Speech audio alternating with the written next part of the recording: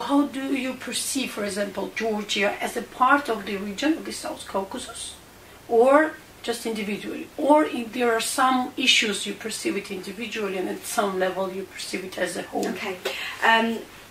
Well, you know, when the South Caucasus joined the EMP in 2006, I mean, it was a decision taken in 2004, you know, the countries were very much seen as, you know, wrapped up together as part of one package.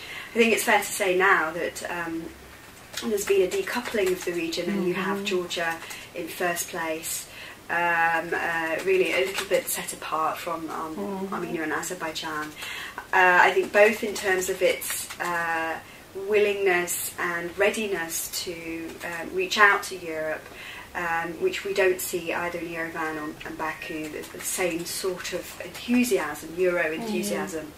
But I think also in terms of the reform path taken by Georgia, and of course nothing is perfect, and there's still a lot to be done in Georgia, but certainly the recent elections, we don't know yet if this is really a transfer of power, I would say. I think we have a diarchy, there are two poles of power currently still operating in the government, but I think that this is again another step by Georgia that shows that it's moving towards European standards, and I mean really, you know, the implementation of its commitments at the Council of Europe, because those are the European standards.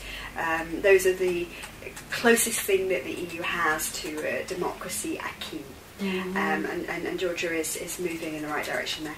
In terms of how Georgia is perceived in Brussels, I would say with a large amount of affection, as a partner that, you know, it has a sort of, if you like, avowed its love for Europe, but I think it's from Georgia to Europe. So if it was a kind of a Georgian and European love affair, then it's not unrequited from Brussels. But I think Brussels is practicing a bit of tough love as well. And this was certainly always the former ambassador, EU ambassador Per Eklund's message. You know, that, you know, we expect more from Georgia than we would of partners that are less interested and less demanding.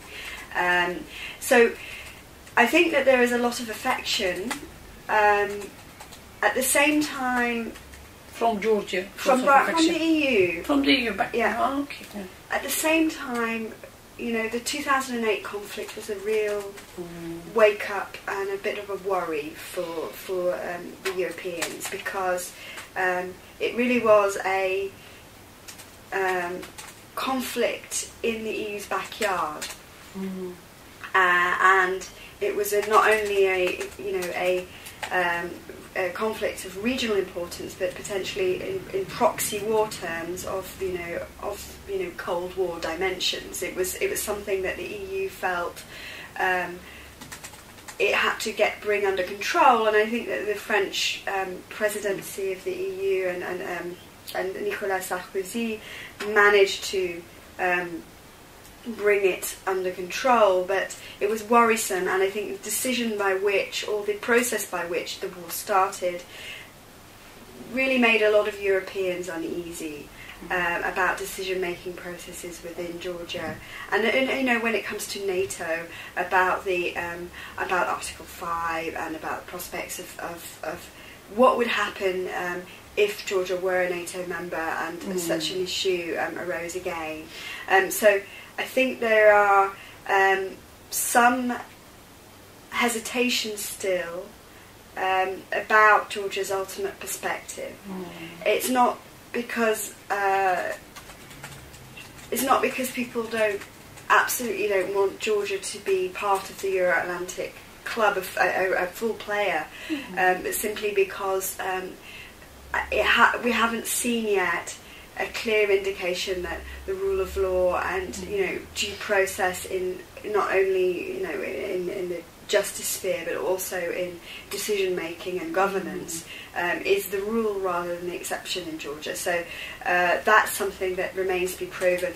We see that the democratic transition is very much bound up with both Georgia's NATO and European Union aspirations.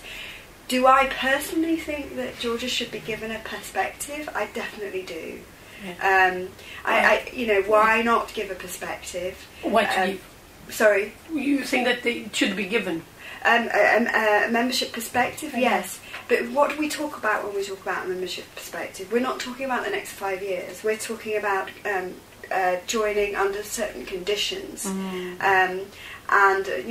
This may take decades. It could take 10, 20, 30 years. Look at Turkey. A membership perspective is not a foregone conclusion that within the electoral cycle it will be delivered. So, whether it's under Ivanishvili or whether it had been under Saakashvili, there's no sense that this perspective would be delivered in the course of a presidential or parliamentary term. This is a very long-term issue, but I think that having that perspective is extremely useful as something to work towards. That's my view as an analyst. Otherwise, what is the aim? What is the objective? What is Georgia striving for? Sorry for interrupting, but so you think that the decade, for example, 10 years are minimum periods for having the real membership? Well, I think the European Union as well. 5 is very least. Yes. 5, it's really fantastic. Well, to be honest, I think we're looking at, it's not only about the context in Georgia, but it's the context in the EU. Enlargement policy is at its, I think, lowest level of support. Even traditional supporters of enlargement, including my own member state, the UK, is moving away from it. I think partly because the union at 27 is quite unwieldy. It's difficult to take decisions. But also it's because we've let in. There's a view that we've let in countries too soon. So in terms of that context, and here I'm thinking of the problems persisting in Romania and Bulgaria, even like the backsliding in Hungary, with the attempts to shackle the judiciary. There's an awareness that once countries are inside the EU, there is really no measure or very few measures to hold them to European standards. So if they're not already really consolidated in terms of those democratic norms and in terms of those standards by the point of entering the EU, then it could mean problems down the line for the EU. So this is where I would couch my response about timeframes. I think the context in the EU is, if Georgia gets a perspective, we're looking at a minimum of 10 years. Because they've got to sort out internal European Union governance, which is not at its best, as we've seen recently. It's a kind of it's undergoing a crisis around the euro, decision making around the euro. It has to sort out how we mechanisms for holding countries to account within the European Union, making sure that the standards are upheld within the European Union. It has to deal with the public opinion and the fact that enlargement policy is not really supported. So none of this is going to happen in 5 years. Even if Georgia became the best, the best student and implemented everything, attitude, not only at the level of laws but also at the level of attitudes and practices in 5 years, which frankly I don't think will happen. But even if that happened, I don't think that you would be ready. About the conflicts, you think that this is one of the main problems, of course, within Georgia too and in the region too. But do you think that can be considered as one of the obstacles? To what extent this is an obstacle in the EU integration process? I would say, obviously, that it's... Let's say start from the Georgian conflicts. The Georgian conflicts. I'm not saying Karabakh, etc. Yeah, so Georgian conflict. And then we could go to the region. So for Georgian conflict. it is an obstacle. It's less of an obstacle, I would say, than for NATO membership, because it has security implications that are important in the NATO format. But it is an obstacle. My view on it is that the EU at the moment doesn't pay enough attention to the linkages between democratic transition and conflict transformation, in the sense that democratic transition, if it stalls, also reinforces the conflict scenario, and vice versa. That basically a protracted conflict can be fed by continuing illiberalism. The two processes are not separate. In the EU structures, what you see are you have the EU Special Representative, who effectively looks at the conflicts. You have the European Neighbourhood Policy and the Eastern Partnership, that looks at other normative and regulatory approximation issues, but not the conflicts. And my sense in Georgia, and I think it goes also for the Karabakh conflict, is that you cannot understand the political developments going on in the metropolitan states and in the metropolitan capitals, so in this case Tbilisi, without understanding how conflict feeds into that. So a better sense of the way in which an ability to share power, I say domestically, you know, between inverted commas, but within the metropolitan state, will help ultimately foster the conditions for sharing power in whatever status, end status that becomes, with let's put it this way, regional entities, or in this case it would be the breakaway states. So I think it's something that hasn't really been thought out yet at European level. We either have our dedicated processes like the Geneva process under the EU Special Representative dealing with conflicts, or outsource it to NATO at some level, although that's obviously still very limited, or outsource it to the EUMM, and then a whole separate set of engagements around democratisation and reforms. And I'd like to see the two brought more closely together. I think that would be useful in the longer term. I mean, Russia plays into both the democratisation policy and the what would be, and I don't think the EU really has a policy towards the conflict per se. It has the Geneva process and the EUMM. But you know, Russia is and always will be a factor.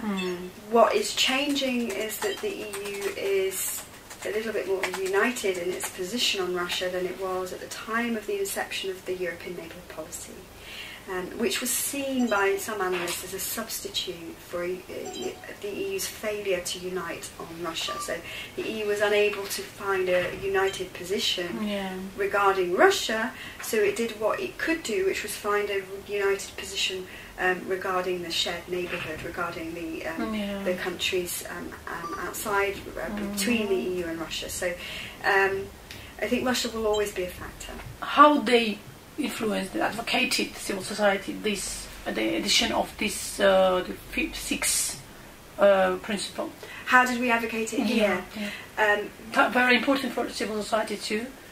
This advocating. I mean, we generally, but I just question, part of our training. How we work it would be that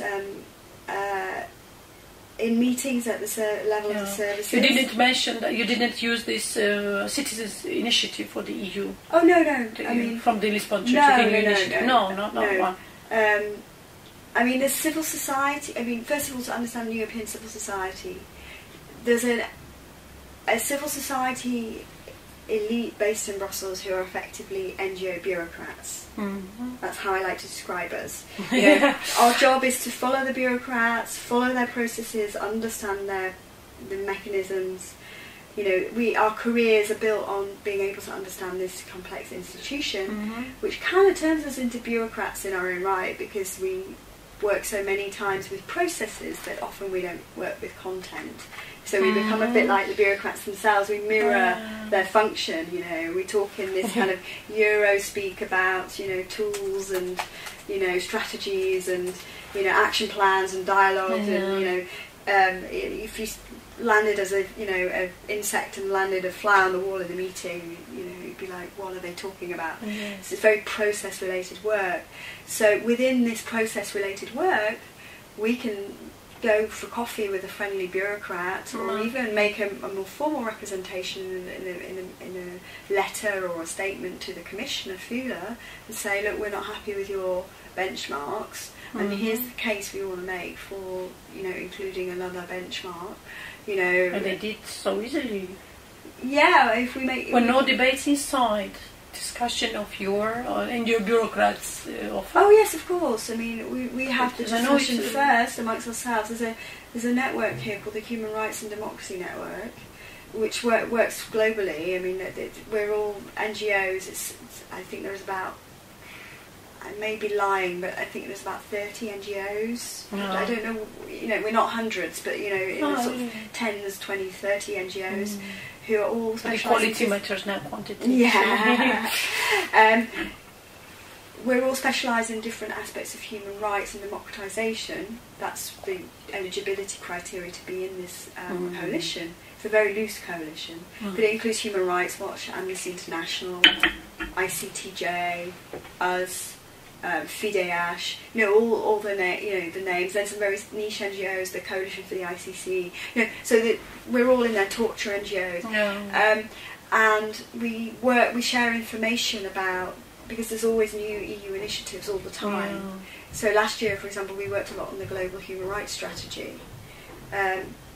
But we were also working geographically on the EMP review, on the European Endowment for Democracy. So all these different initiatives coming out of the EU, we're monitoring them, we're sharing information about them. And then if there's something like, you know, the deep democracy benchmarks come out and someone raises a flag at one of these NGO meetings, hang on a minute, this won't work. And primarily it was, this won't work in the southern neighbourhood, because, you know, women's rights are about to be trampled on. How do these benchmarks cover that? Mitigate against that.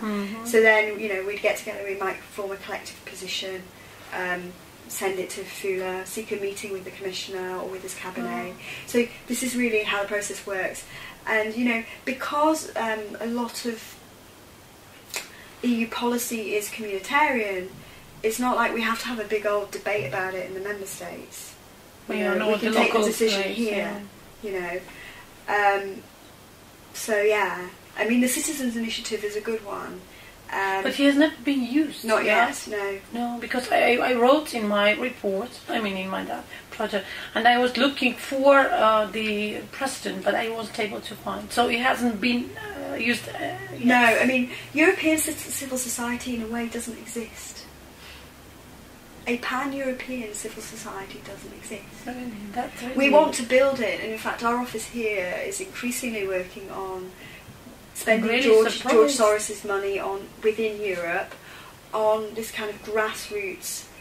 We've got a new initiative based in Barcelona that's going to work on citizens' initiatives in different member states and how they can be transnationalised. So in a way, if you think of Brussels at the centre and then it's instead of things going through Brussels, even including the citizens' initiative, you'd foster networking in between the member states to try and build a European civil society that way. Because at the moment, what you have, you want it in that direction. To avoid some of Brussels. To avoid Brussels. Not to centralise, let's say, the process. It's not top down, it's not centralised. So to build a real European civicus, a sense that I'm European, I care what's happening to my brothers in Spain.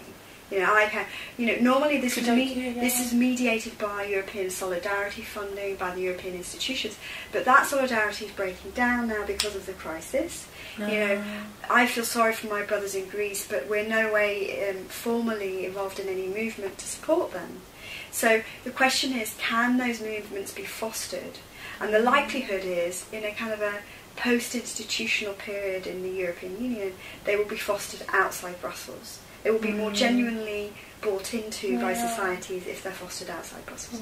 So we have this new initiative in Barcelona that's going to be working on this. But there is crisis in Spain too, actually. Yes, you know. It should be a hindering factor, actually. Yes, absolutely. And, you know, it's how to work on a feeling of European solidarity, citizenry, citizenship, and a European civic. Because it doesn't exist. You have this, like I say, this elite civil society here who are very kind of bureaucratic and process driven, you know, and you get your human rights NGOs, you've got your development NGOs, your environmental NGOs, all your NGOs of different kinds, you've got your think tanks. So, you know, you guys will be talking to think tanks as well as human rights people. We're a bit of a hybrid. We kind of human rights and think tanks, so we get to wear lots of hats and donor, which makes us very confusing. But we get to play with these different hats. But you know, we're all part of this kind of elite strata. We're not connected as well as we could be with, you know, your organisations based in Paris, in Berlin, in London, let alone in the regions of the member states. You know, so it's a big project to kind of recapture that. So what we mean when we talk about European civil society is actually quite problematised. Because, you know, I'm really in the centre of the process of strengthening the Georgian civil society, and personally, without any, just as a person interested, as a citizen, in strengthening that. And I'm also, luckily, I'm there where I should be. And that's why I try to find, that's why I caught the question of advocating, somehow to share the experience. And take some, you know, the way you already passed, for example, in the process of strengthening somehow. That's why I ask them. That's why I see that this is the consolidation is a very big problem in each country, in many countries actually of civil society. Because I think to strengthen, this is the first one, the same as I said about the governments.